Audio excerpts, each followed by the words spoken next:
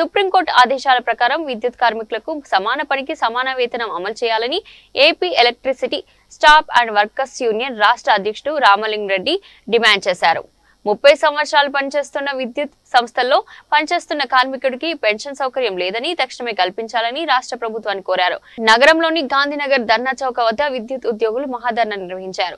కార్మిక సంఘాలు కార్మికులు సంయుక్తంగా మహా నిరసన కార్యక్రమంలో పాల్గొని తమ సమస్యలు పరిష్కరించాలని ప్రభుత్వాన్ని డిమాండ్ చేశారు. అనంతరం AP electricity staff and workers union రాష్ట్ర అధ్యక్షుడు రామలింగారెడ్డి మాట్లాడుతూ విద్యుత్ సంస్థలో దాదాపు 30 సంవత్సరాలు అనేక సమస్యలు నెలకొని ఉన్నాయని, మా సమస్యలు పరిష్కరించాలని ఎన్నిసార్లు కోరినా కనీసం చీమ కుట్టినట్లు కూడా లేదు అన్నారు. విద్యుత్ సంస్థల్లో పనిచేసే కార్మికులకు ఇంతవరకు పెన్షన్ ఇవ్వడం లేదని, పెన్షన్ సౌకర్యం ఎందుకు కోరుతున్నామంటే కార్మికుడు విద్యుత్ పోల్ ఎక్కితే తిరిగి క్షేమంగా కిందికి వస్తాడో లేదో గ్యారంటీ లేదు అన్నారు. కాబట్టి కాంట్రాక్ట్ కార్మికులకు 30 సంవత్సరాల సంస్థలో పనిచేసి పదవి విరమణ చేసేటప్పుడు ఒక పైసా తీసుకోకుండా రిటైర్డ్ అవుతున్నారని ఆవేదన వ్యక్తం చేశారు. కాంట్రాక్ట్ ఉద్యోగుల్లో రకరకాలుగా పాత షిఫ్ట్ ఆపరేటర్లు, కొత్త షిఫ్ట్ ఆపరేటర్లు వ్యత్యాసాలు సృష్టిస్తున్నారని ఆగ్రహం వ్యక్తం చేస్తున్నారు. చేసేది ఒక పని అయినప్పుడు ఎందుకు వ్యత్యాసాలు తీసుకువస్తున్నారని ప్రశ్నించారు. సుప్రీంకోర్టు ఆదేశాల ప్రకారం సమాన పని సమాన వేతనం ఇవ్వాలని డిమాండ్ చేశారు. ఎనర్జీ అసిస్టెంట్లు, రెవెన్యూ లేదా విద్యుత్ శాఖ ఆదేశాలు పాటించాలో అర్థం కాని అయోమయ పరిస్థితిలో ఉన్నారన్నారు.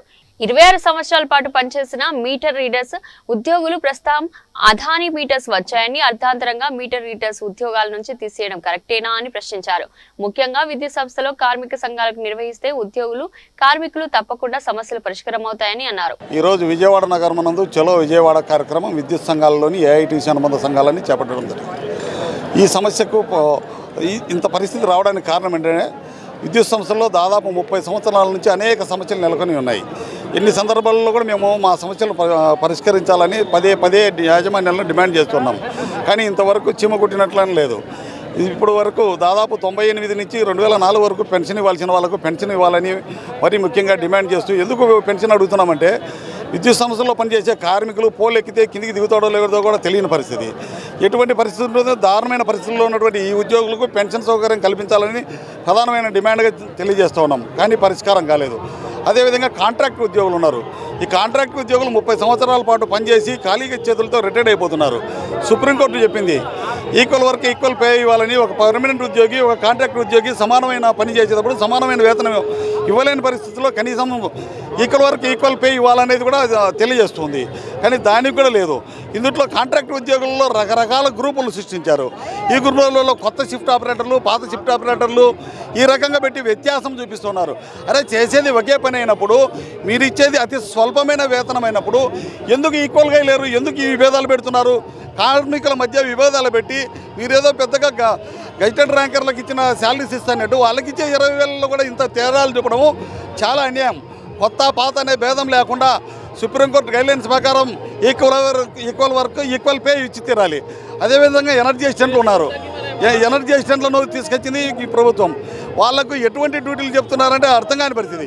ఒకవైపు రెవెన్యూ వాళ్ళు వస్తారు, ఒకవైపు డిపార్ట్మెంట్ వాళ్ళు వస్తారు. ఈ కన్ఫ్యూజన్లో వాళ్ళు ఏం జరుగుతుందో తెలియని పరిస్థితి. దాదాపు 300 మంది ప్రాణాలు పోగొట్టుకున్నారు. వారికి దిక్కేదంటే పలకట్లేదు. అదేవిధంగా మీటర్ రీడర్లు ఉన్నారు. మీటర్ రీడర్లు అంటే విద్యుత్ సంస్థలకు ఆర్థిక పరిపుష్టి చేసే అతి పెద్ద నెట్వర్క్ ఇది. ఈ నెట్వర్క్ని ఇప్పుడు ఆదాని మీటర్లు వచ్చాయని చెప్పి వీళ్ళందరినీ తీసేస్తున్నారు. మరి 20 సంవత్సరాల పాటు మీరు వాళ్ళని ఉపయోగించుకొని వాళ్ళకు ఉద్యోగ భద్రత కల్పించి ఎస్క్రో అకౌంట్ ద్వారా వాళ్ళకి వేతనాలు ఇవ్వాలని డిమాండ్ చేస్తున్నాం. వీటన్నిటి సమస్యల పరిష్కారం జరగాలంటే విద్యుత్ సంస్థలలో అనేక సంఘాలు ఉన్నాయి. ఏ సంఘము పరిష్కారం చేయట్లేదు. ఎందుకంటే మీకు తక్కువ ఉన్నారని యాజమాన్యాలు ఉంటున్నాయి. సరే ఎవరికి తక్కువ ఉన్నారు, ఎవరికి ఎక్కువ ఉన్నారు ఈ క్లారిటీ రావాలంటే విద్యుత్ సంస్థల్లో ప్రధానంగా ఎలక్షన్లు నిర్వహించాలి. సంఘాలకు ఎన్నికలు నిర్వహించి ఆ ఎన్నికల ద్వారా ఎన్నికైనటువంటి వారి చేత సమస్యల పరిష్కారానికి సమాయత్తం కావాలని విద్యుత్ సంస్థలను డిమాండ్ చేస్తూ ఉన్నాం. Ramalinga Reddy, electricity staff and workers union రాష్ట్ర అధ్యక్షుడిని మాట్లాడుతున్నాం.